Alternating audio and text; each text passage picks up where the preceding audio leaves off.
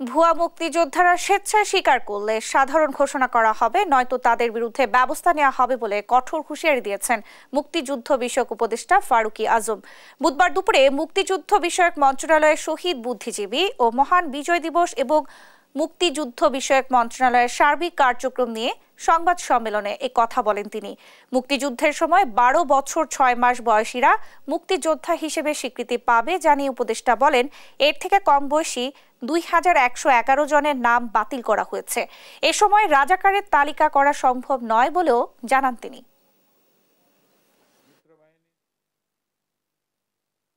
12 বছর 6 মাস নির্ধারণ করা হয়েছিল। এর নিচে যে সমস্ত মুক্তিযোদ্ধা, যে সমস্ত